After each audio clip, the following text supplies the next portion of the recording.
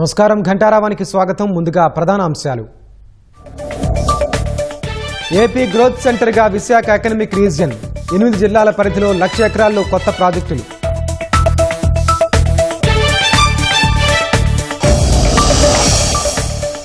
ఏఐలో యువతకు శిక్షణ సహా వర్సిటీ ఏర్పాటుకు అడుగులు.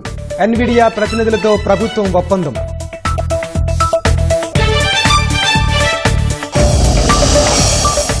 రెపో రేటు 50 బేసిస్ పాయింట్లు తగ్గించిన ఆర్బీఐ.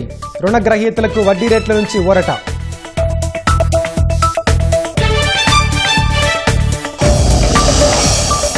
ప్రపంచంలోనే అత్యంత ఎత్తైన చినాబ్ రైల్వే వంతెన జాతికి అంకితం. జమ్మూ కాశ్మీర్ అభివృద్ధి కొత్త పుంతలు తొక్కుతుందన్న ప్రధాని.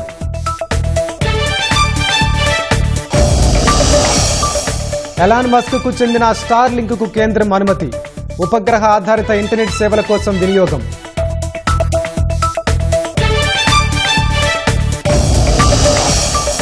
మంగినపూడి బీచ్ ఫెస్టివల్లో ఘనంగా మసూలా బీచ్ ఫెస్ట్. ఉల్లాసంగా ఉత్సాహంగా పాల్గొంటున్న యువత.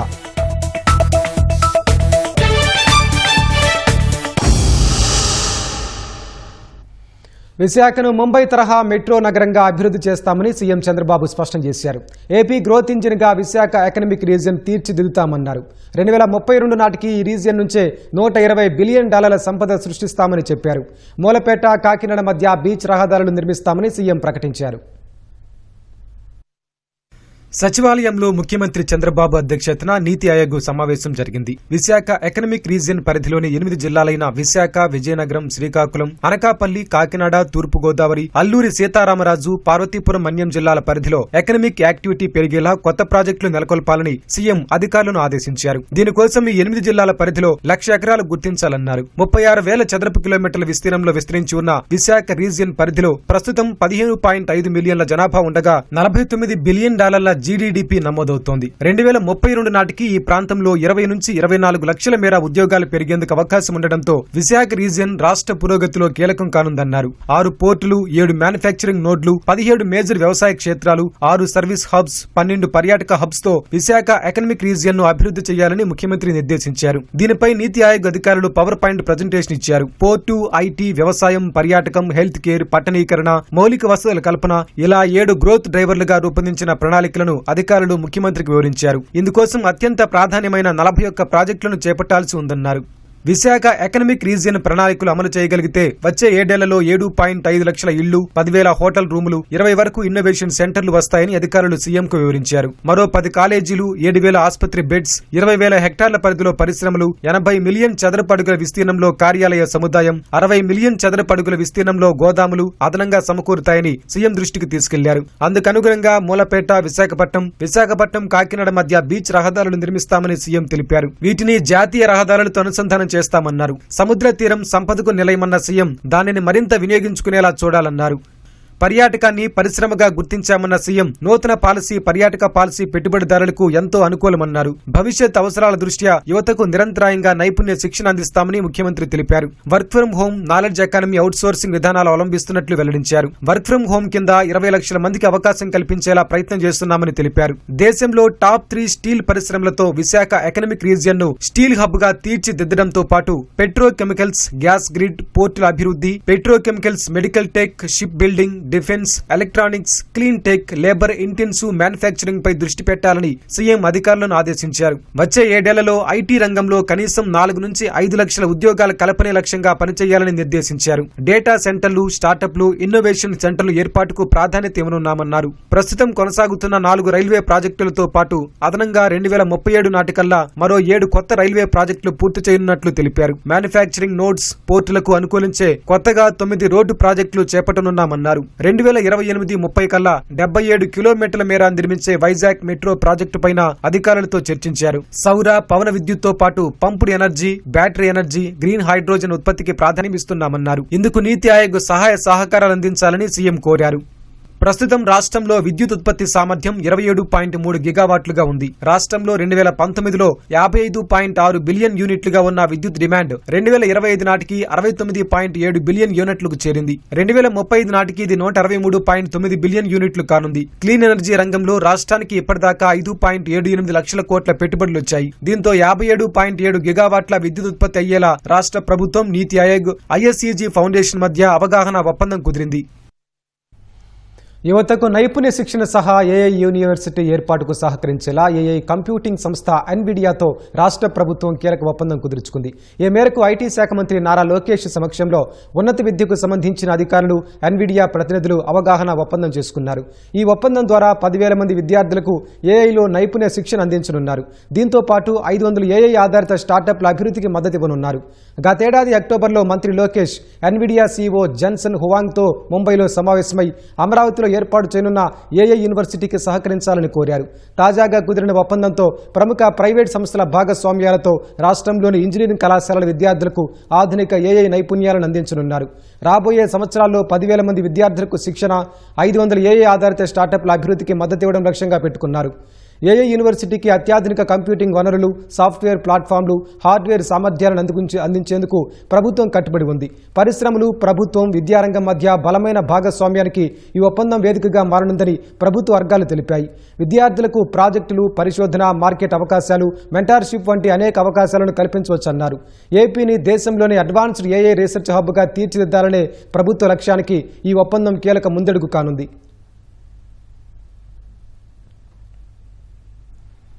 పహల్గాం ఉగ్రదాడి ఆపరేషన్ సింధూర్ తర్వాత తొలిసారి జమ్మూ కాశ్మీర్లో పర్యటించిన ప్రధాని నరేంద్ర మోదీ ప్రపంచంలోనే అత్యంత ఎత్తైన చినాబ్ రైల్వే వంతెనను జాతికి అంకితం చేశారు. దేశంలో తొలి రైలు తీగల వంతెన అంకిన అంజీకాడ్ బ్రిడ్జిను ప్రారంభించారు. అనంతరం కట్రా శ్రీనగర్ వందే భారత్ రైలుకు పచ్చజెండా ఊపారు.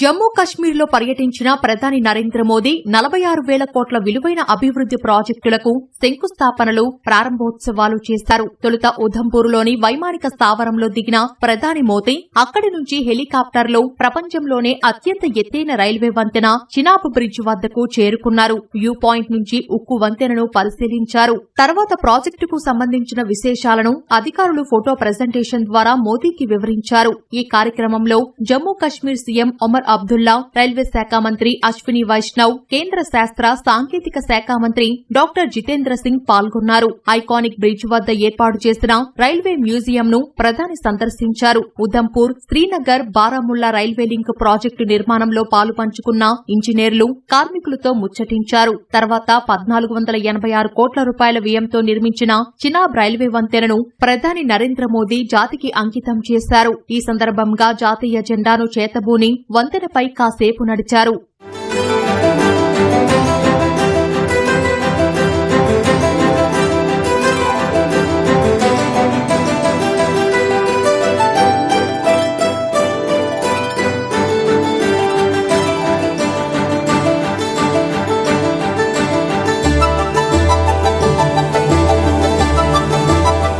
చినాబ్ రైల్వే వంతెనను జాతికి అంకితం చేసిన తర్వాత ప్రధాని మోదీ రైలులో ప్రయాణించి అంజీకాడ్ తీగల రైల్వే వంతెన వద్దకు చేరుకున్నారు. దేశంలో నిర్మించిన తొలి తీగల రైల్వే వంతెనను జమ్మూ కశ్మీర్ లెఫ్టినెంట్ గవర్నర్ మనోజ్ సిన్హాతో కలిసి ప్రారంభించారు. తర్వాత వంతెనపై నడుస్తూ తీగల వంతెనను ఆసక్తిగా తిలకించారు.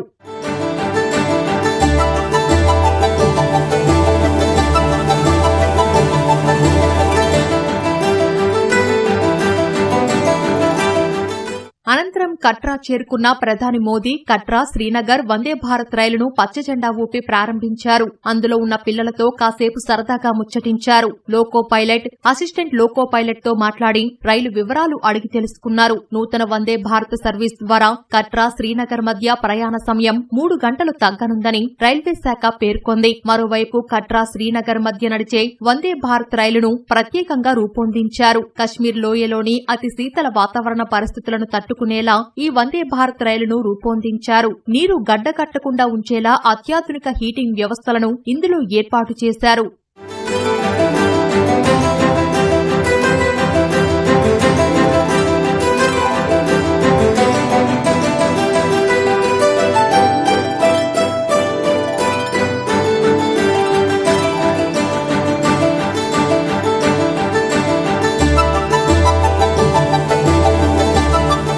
ప్రధాని ప్రారంభించిన కట్రా శ్రీనగర్ వందే భారత్ రైలు చినాబ్ అంచీకాడ్ తీగల వంతెన గుండా ప్రయాణించింది. మధ్యలో రియాసీ జిల్లాలో నిర్మించిన ఓ సొరంగంతో పాటు T-33 అనే టన్నెల్ను దాటింది. అందుకు సంబంధించిన వీడియోలను రైల్వే శాఖ సామాజిక మాధ్యమాల్లో పోస్టు చేసింది.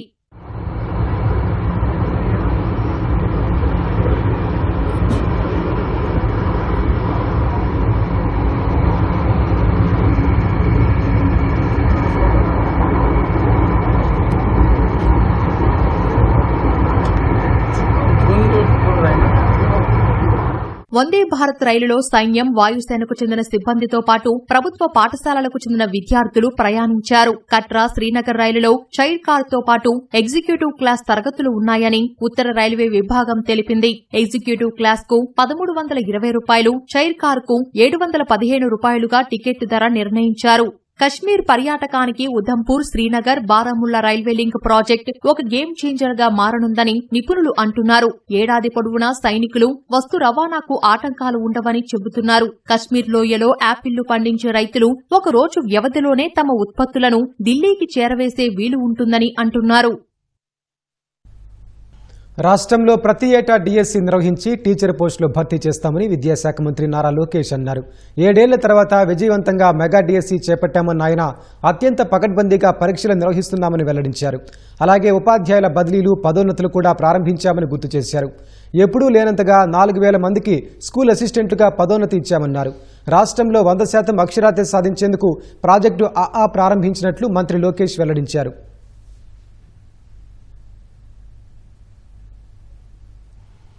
రాష్ట్రంలో నిరుద్యోగ అభ్యర్థుల నిరీక్షణకు తెరపడేలా మెగా డిఎస్సి 2025 పరీక్షలు ప్రారంభమయ్యాయి. ఇవాల్టి నుంచి ఈ నెల 30 వరకు 154 కేంద్రాల్లో పరీక్షలకు అధికారులు ఏర్పాట్లు చేశారు. ఉదయం 9:30 నుంచి 12 గంటల వరకు, మధ్యాహ్నం 2:30 నుంచి 5 గంటల వరకు పరీక్ష నిర్వహిస్తున్నారు. రాష్ట్రంలోని 137 కేంద్రాలు, తెలంగాణ, కర్ణాటక, తమిళనాడు, ఒడిశా రాష్ట్రాల్లో 17 కేంద్రాలను పరీక్ష కోసం ఏర్పాటు చేశారు. రాష్ట్ర వ్యాప్తంగా మెగా డిఎస్సి పరీక్షలు ప్రశాంతంగా ప్రారంభమయ్యాయి. 16,347 ఉపాధ్యాయ పోస్టులకు 3,36,305 మంది అభ్యర్థులు 5,77,675 దరఖాస్తులు సమర్పించారు. కొందరు అభ్యర్థులు వారి అర్హతల ఆధారంగా ఒకటికి మించి పోస్టులకు దరఖాస్తులు చేసుకున్నారు. ఇందులో అధికంగా ఎస్జిటి, స్కూల్ అసిస్టెంట్ పోస్టులు ఉన్నాయి. పరీక్షలు పూర్తయిన తర్వాత ప్రాథమిక కీ విడుదల చేయనున్నారు. వారం పాటు అభ్యంతరాల స్వీకరణకు గడువు ఇచ్చారు. జిల్లాల్లో తొలి రోజు మెగా డిఎస్సి పరీక్షలు ప్రశాంతంగా జరిగాయి. పరీక్షా కేంద్రాల వద్ద భారీ భద్రతా ఏర్పాట్లు చేశారు. ఎక్కడా అవాంఛనీయ ఘటనలు జరగకుండా జిల్లా యంత్రాంగం బందోబస్తు ఏర్పాటు చేసింది. ఒక్క నిమిషం ఆలస్యమైన అభ్యర్థుల్ని పరీక్షా కేంద్రంలోకి అనుమతించలేదు. మరోవైపు డిఎస్సి పరీక్షలు రాస్తున్న అభ్యర్థులందరికీ సీఎం చంద్రబాబు, మంత్రి లోకేష్ శుభాకాంక్షలు తెలిపారు. భవిష్యత్తు మీతోనే ప్రారంభమవుతుందని వారిలో చైతన్యం నింపారు. ఉల్లాసం, ఉత్సాహం, ఆనందం, సంతోషం ఇది మచిలీపట్నం వేదికగా జరుగుతోన్న మసూలా బీచ్ ఫెస్టివల్లో పాల్గొన్న వారి అనుభూతి. గతంలో ఇతర రాష్ట్రాల్లో మాత్రమే అందుబాటులో ఉండే సౌకర్యాలన్నీ ఒకే చోట ఉండటంతో పర్యాటకులు ఆనందం వ్యక్తం చేస్తున్నారు. ఇలాంటి కార్యక్రమాల ద్వారా ఏపీ టూరిజం మరింత అభివృద్ధి అవుతుందని ఆశాభావం వ్యక్తం చేస్తున్నారు. మచిలీపట్నం వేదికగా రెండో రోజు మసూలా బీచ్ ఫెస్టివల్ ఘనంగా సాగింది. 4 రోజుల వేడుకల్లో భాగంగా రెండో రోజు వివిధ రకాల క్రీడా పోటీలు నిర్వహించారు. ఫెస్టివల్లో భాగంగా జాతీయ స్థాయి కయాకింగ్ పోటీలు నిర్వహించారు. వివిధ రాష్ట్రాల నుంచి వచ్చిన క్రీడాకారులు పోటీల్లో పాల్గొన్నారు. దేశంలోనే 3వసారి జరుగుతున్న జాతీయ స్థాయి కయాకింగ్ పోటీలకు మచిలీపట్నం వేదిక కావటం, దానిని తిలకించే అవకాశం రావటంతో పర్యాటకులు ఆనందం వ్యక్తం చేస్తున్నారు.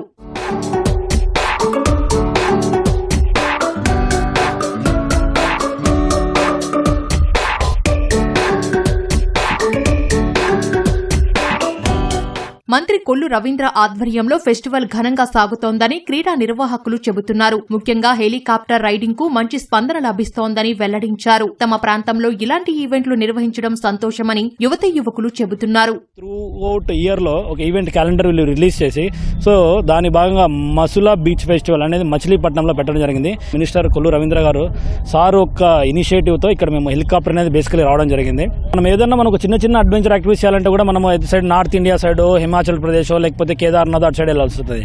సో అవన్నీ మనం ఇది లేకుండా ఇక్కడ అటువంటి ఈ సదుపాయాన్ని కలిగించడం జరిగింది. భారీ ఎత్తులో మనం ఇక్కడ helicopter, adventure sports, paramotoring, parasailing, water sports, jet ski ఇవన్నీ కంటిన్యూస్గా నడుస్తున్నాయి. హెలికాప్టర్ రైడ్ నడుస్తుంది అని తెలిసి మా మదర్ వాళ్ళని ఎక్కించడానికి తీసుకొచ్చాము ఇక్కడికి.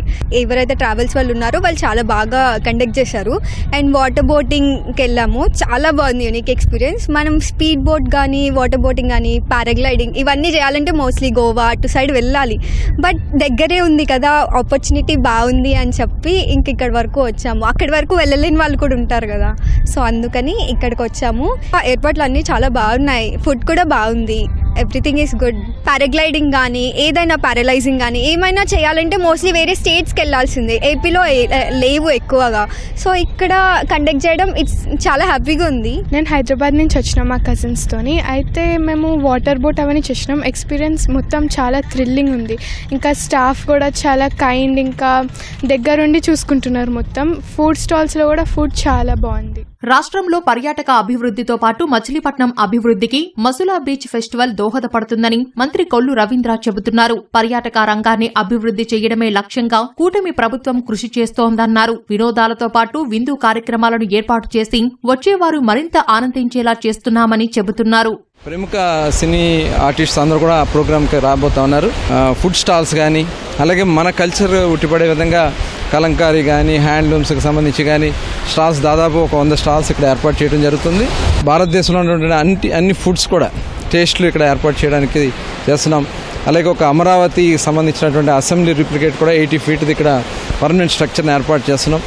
ఒక టూరిజం స్పాట్ కింద దీనికి ఒక ఐడెంటిటీ తీసుకొచ్చే విధంగా ఈ ఫెస్టివల్ నిర్వహించబడబోతోంది. ఫెస్టివల్లో బీచ్ వాలీబాల్, ఫుడ్ కోర్టులతో పాటు సాంస్కృతిక కార్యక్రమాలను ఏర్పాటు చేశారు. సముద్ర తీరాన జరుగుతున్న ఈ వేడుకల్లో పాల్గొనేందుకు పర్యాటకులు ఆసక్తి చూపుతున్నారు. ఆహార తయారీ రంగంలో రాష్ట్రానికి సుమారు 3,600 కోట్ల పెట్టుబడులు వస్తున్నాయని మంత్రి టీజీ భరత్ తెలిపారు. గుంటూరు జిల్లా మంగళగిరిలో నూతనంగా నిర్మించిన AP food processing society, AP trade promotion corporation కార్యాలయాలను మంత్రి ప్రారంభించారు. ఈ కార్యాలయాలు విజయవాడ, గుణదలలో కార్యకలాపాలను నిర్వహిస్తున్నాయి. కూటమి ప్రభుత్వం ఏర్పడిన తర్వాత వీటిని మంగళగిరి ఆటోనగర్కు తరలించారు. ఏపీ ట్రేడ్ ప్రమోషన్ కార్పొరేషన్కు గత వైభవం తీసుకొస్తామని మంత్రి భరత్ స్పష్టం చేశారు. ఫుడ్ ప్రాసెసింగ్ అనేది వెరీ క్రూషియల్. అందులో దగ్గర 3,600 కోట్లకి దాదాపు 9,500 జాబ్ జనరేషన్ కి జరిగేదానికి అవకాశం ఉంది. సో ఇక్కడ వాల్యూ తక్కువ ఉన్న జాబ్ జనరేషన్ అనేది చాలా ఎక్కువ ఉంటుంది ఫుడ్ ప్రాసెసింగ్ సెక్టర్. సో అందుకనే ముఖ్యమంత్రి గారు 30,000 కోట్లు 5 ఏళ్లలో ఫుడ్ ప్రాసెసింగ్ సెక్టర్ నుంచి ఇన్వెస్ట్మెంట్స్, పెట్టుబడులు పెట్టాలని చెప్పి ఒక విజన్ పెట్టుకొని మాకు ఆదేశాలు ఇవ్వడం జరిగింది. దాని తగ్గట్టుగా వీఆర్ వర్కింగ్ వెరీ హార్డ్. ఇదే కాకుండా ఏపీ టీపీసీలో కూడా 90s లో it was one of the best corporation అండి. కొన్ని కారణాల వల్ల అది డిక్లైన్ కావడం జరిగింది. So we have revival plan for this AP trade corporation. దానికి కూడా ఈ రెండు కూడా బాగా సక్సెస్ కావాలా అండర్ మై మినిస్ట్రీ ఇవి ఉన్నాయి కాబట్టి వీలైనంత వరకు విల్ డూ ద బెస్ట్. మద్యం కేసులో నిందితుల బెయిల్ పిటిషన్లపై విజయవాడ ఏసీబీ ఇన్ఛార్జ్ కోర్టు విచారణ జరిపింది. ఈ కేసులో ప్రధాన నిందితుడు రాజ్ కేశరెడ్డి బెయిల్ పిటిషన్పై విచారణ జరిపిన న్యాయస్థానం తదుపరి వాదనలు వినిపించేందుకు ఈ నెల 10వ తేదీకి విచారణను వాయిదా వేసింది. ఇదే కేసులో A31, A32, A33 నిందితులుగా ఉన్న ధనుంజయ రెడ్డి, కృష్ణమోహన్ రెడ్డి, గోవిందప్ప బాలాజీల బెయిల్ పిటిషన్లను విచారణకు రాగా ఈ కేసులో ప్రతివాదులకు నోటీసులు ఇచ్చేందుకు తదుపరి విచారణను ఈ నెల 10వ తేదీకి వాయిదా వేసింది. A8 నిందితుడిగా ఉన్న చాణక్య బెయిల్ పిటిషన్లో కౌంటర్ దాఖలు చేయాలని సిట్ను విజయవాడ కోర్టు ఆదేశించింది. తనకు జైల్లో వసతులు కల్పించాలని కోరుతూ చాణక్య దాఖలు చేసిన పిటిషన్ విచారణ జరిపింది. తదుపరి విచారణను 10వ తేదీకి వాయిదా వేసింది. లిక్కర్ కేసులో నిందితులు ప్రస్తుతం విజయవాడ జైల్లో జ్యుడిషియల్ రిమాండ్లో ఉన్నారు. గ్రూప్ 1 పరీక్షల మూల్యాంకనం అక్రమాల కేసులో పిఎస్ఆర్ ఆంజనేయులు, కామ్సైన్ సంస్థ యజమాని పమిడి కాల్వ మధుసూదన్ బెయిల్ పిటిషన్లపై తీర్పును హైకోర్టు రిజర్వ్ చేసింది. ఇద్దరూ వేరువేరుగా దాఖలు చేసిన బెయిల్ పిటిషన్లపై హైకోర్టు వాదనలు ముగించింది. ఈ కేసులో A1 PSR Anjaneyulu, A2 Madhu ఇద్దరూ ప్రస్తుతం విజయవాడ జిల్లా జైల్లో రిమాండ్ ఖైదీలుగా ఉన్నారు. గతంలో వీరిద్దరి బెయిల్ పిటిషన్లను దిగువ కోర్టు కొట్టేయడంతో నిందితులు హైకోర్టును ఆశ్రయించారు.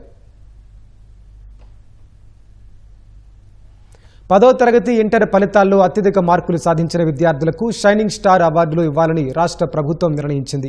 2024-25 విద్యా సంవత్సరంలో అత్యధిక మార్కులు సాధించిన ప్రభుత్వ, ప్రైవేట్ విద్యార్థులను మండలాల వారీగా ఎంపిక చేసి అవార్డులు ఇవ్వాలని అధికారులను ప్రభుత్వం ఆదేశించింది. దీనిపై పాఠశాల విద్యాశాఖ ముఖ్య కార్యదర్శి కోన శశిధర్ మార్గదర్శకాలు జారీ చేశారు. విద్యా వ్యవస్థలో నాణ్యత, ప్రమాణాలు పెంచేందుకు అవార్డులు ఇస్తున్నట్లు ప్రభుత్వం ఉత్తర్వుల్లో పేర్కొంది. ఈ నెల 9న అన్ని జిల్లా కేంద్రాల్లో అవార్డుల ప్రదానం చేయాలని ప్రభుత్వం అధికారులను ఆదేశించింది. 10వ తరగతిలో 500 మార్కులు లేదా 83.33% ఆ పైన సాధించిన OC, BC, SC, ST, minority విద్యార్థులను మండలాల వారీగా ఎంపిక చేసి అవార్డులు ఇస్తారు. ప్రతి మండలంలో అత్యధిక మార్కులు సాధించిన 6గురికి అవార్డులు ఇవ్వనున్నారు. ప్రతి మండలంలో 2 ఓసీ, 2 బీసీ, 1 ఎస్సీ, 1 ఎస్టీ విద్యార్థిని ఎంపిక చేస్తారు. ఇంటర్లో 830 ఆ పైన మార్కులు సాధించిన వారికి అవార్డులు ఇవ్వనున్నారు. జిల్లాకు 36 మంది ఉత్తమ ఇంటర్ విద్యార్థులకు షైనింగ్ స్టార్ అవార్డులు ప్రదానం చేయనున్నారు. అవార్డుతో పాటు ధ్రువపత్రం, మెడల్, 20,000 రూపాయల నగదు విద్యార్థులకు ఇవ్వనున్నారు. భారత్లో ఉపగ్రహ ఆధారిత ఇంటర్నెట్ సేవలు అందించేందుకు ఎలాన్ మస్క్కు చెందిన స్టార్ లింక్కు కేంద్రం అనుమతిచ్చింది. ఈ మేరకు భారత టెలికమ్యూనికేషన్స్ శాఖ లైసెన్స్ జారీ చేసింది. కంపెనీ దరఖాస్తు చేసుకున్న 15 నుంచి 20 రోజుల్లో ట్రయల్ స్పెక్ట్రమ్ను మంజూరు చేస్తామని టెలికాం వర్గాలు తెలిపాయి. టెలికాం శాఖ నుంచి శాటిలైట్ ఆధారిత ఇంటర్నెట్ సేవలు అందించేందుకు లైసెన్స్ పొందిన 3వ కంపెనీగా స్టార్ లింక్ నిలిచింది. గతంలో వన్వెబ్, రిలయన్స్ జియోలకు శాటిలైట్ ఆధారిత ఇంటర్నెట్ సేవలు అందించేందుకు టెలికాం శాఖ లైసెన్సులు జారీ చేసింది. అయితే ఇప్పటి వరకు ఆ సంస్థలు కార్యకలాపాలను ప్రారంభించలేదు. నీట్ పీజీ 2025 ప్రవేశ పరీక్ష వాయిదాకు సుప్రీంకోర్టు అనుమతిచ్చింది. పరీక్ష నిర్వహణ తేదీని జూన్ 15 నుంచి ఆగస్టు 3కు మార్చుకునేందుకు నేషనల్ ఎగ్జామినేషన్ బోర్డుకు వీలు కల్పించింది. వైద్య విద్యలో పోస్ట్ గ్రాడ్యుయేట్ కోర్సుల ప్రవేశాలకు నిర్వహించే జాతీయ స్థాయి అర్హత పరీక్ష నీట్కు సంబంధించి ఇటీవల సుప్రీంలో విచారణ జరిగింది. 2 షిఫ్టుల్లో పరీక్ష నిర్వహించడాన్ని నిరాకరించిన సుప్రీం ఒకే షిఫ్ట్లో నీట్ పరీక్షను ముగించాలని ఇటీవల ఆదేశాలు జారీ చేసింది. ఈ నేపథ్యంలో సుప్రీంకోర్టు ఈ వెసులుబాటు కల్పించింది. పరీక్షని 2 షిఫ్టుల్లో నిర్వహించడం వల్ల కొన్ని సమస్యలు ఎదురవుతున్నాయని పేర్కొంది. పరీక్ష నిర్వహణలో పూర్తి పారదర్శకతను పాటించాలని, సురక్షితమైన పరీక్షా కేంద్రాలను ఎంచుకోవాలని సూచించింది. 2 ప్రశ్నాపత్రాలు ఎప్పటికీ ఒకే విధంగా ఉండవని అభిప్రాయపడింది. పోటీ తీవ్రత దృష్ట్యా ప్రతి మార్కు ర్యాంకు నిర్ధారణలో అత్యంత కీలకమని తెలిపింది. నార్మలైజేషన్ విధానం కొన్ని ప్రత్యేక కేసుల్లో తప్పితే ప్రతి ఏడాది నిర్వహించే పరీక్షకు సరికాదని ధర్మాసనం పేర్కొంది. ఆధునిక సాంకేతికత అందుబాటులోకి వచ్చినందున దేశమంతటికీ ఒకే షిఫ్ట్లో పరీక్ష నిర్వహించడం కష్టం కాబోదని చెబుతూ అధికారుల అభ్యంతరాలను తోసిపుచ్చింది. పరీక్ష నిర్వహణ, కేంద్రాల ఎంపిక, మిగతా ఏర్పాటుకు సమయం సరిపోదని అధికారులు భావిస్తే పరీక్ష తేదీని పొడిగించుకునే స్వేచ్ఛనిస్తామని పేర్కొంది. ఈ నేపథ్యంలోనే తేదీ మార్పు చోటు చేసుకుంది. భారత ఆర్థిక వ్యవస్థ ప్రపంచంలో 4వ స్థానానికి చేరిన వేళ దేశ వృద్ధికి మరింత ఊతమిచ్చే దిశలో భారత రిజర్వ్ బ్యాంక్ ఆర్బీఐ కీలక నిర్ణయం తీసుకుంది. వరుసగా 3వసారి వడ్డీ రేట్లను తగ్గించిన ఆర్బీఐ బ్యాంకులకు మరిన్ని నిధులు అందుబాటులోకి తెచ్చే దిశలో నగదు నిల్వల నిష్పత్తి CRR 1% తగ్గించింది. ఈ ఏడాది ఫిబ్రవరి, ఏప్రిల్లో రెపో రేటును 25 బేసిస్ పాయింట్లు చొప్పున తగ్గించిన ఆర్బీఐ ఇప్పుడు మరో 50 బేసిస్ పాయింట్లు తగ్గించింది. ఈ మేరకు రెపో రేటు 5.5% తగ్గింది. ఈ తగ్గింపుతో గృహ, వాహన, వ్యక్తిగత రుణాలపై వడ్డీ రేట్లు తగ్గే అవకాశం ఉంది. ఈ మేరకు ద్రవ్య పరపతి విధాన కమిటీ నిర్ణయాలను ఆర్బీఐ గవర్నర్ సంజయ్ మల్హోత్రా వెల్లడించారు. ప్రపంచవ్యాప్తంగా అనిశ్చిత పరిస్థితులు ఉన్నప్పటికీ భారత్ వేగంగా వృద్ధి చెందుతోందని మల్హోత్రా తెలిపారు. పెట్టుబడిదారులకు అపార అవకాశాలు కల్పిస్తోందని వివరించారు. ఇది దృష్టిలో పెట్టుకునే వేర్వేరు బ్యాంకులు ఆర్బీఐ వద్ద ఉండాల్సిన నగదు నిల్వల నిష్పత్తిని 1% తగ్గించడం ద్వారా మార్కెట్లో నగదు లభ్యతను పెంచేందుకు చర్యలు చేపట్టినట్టు సంజయ్ మల్హోత్రా తెలిపారు. ఈ తగ్గింపుతో వేర్వేరు బ్యాంకులకు 2.5 లక్షల కోట్లు వాటికి అందుబాటులోకి రానుండగా ఆ మొత్తాలను రుణ వితరణ చేసే అవకాశం ఏర్పడుతుంది. 2025-26 ఆర్థిక సంవత్సరం వృద్ధి రేటు 6.5% నమోదవుతుందని అంచనా వేసిన ఆర్బీఐ ఆహార పదార్థాల ధరలు తగ్గుతున్నందున ప్రస్తుత ఆర్థిక సంవత్సరం ద్రవ్యోల్బణం అంచనాలను 4 నుంచి 3.7% తగ్గిస్తున్నట్టు తెలిపింది. ఉక్రెయిన్పై రష్యా దాడుల తీవ్రతను పెంచుతోంది. రాజధాని కీవ్ సహా ఇతర ప్రాంతాలపై రష్యా చేసిన దాడుల్లో 4 ప్రాణాలు కోల్పోయారు. 20 మందికి పైగా గాయాలయ్యాయి. కీవ్లో ఎయిర్ రైడ్ సైరన్లు మోగుతూనే ఉన్నాయి. రష్యా దాడి చేసిన ప్రాంతాల్లో సహాయక చర్యలు కొనసాగుతున్నాయి. కీవ్లో అనేక చోట్ల పేలుళ్లు సంభవించినట్లు ఉక్రెయిన్ అధికారులు వెల్లడించారు.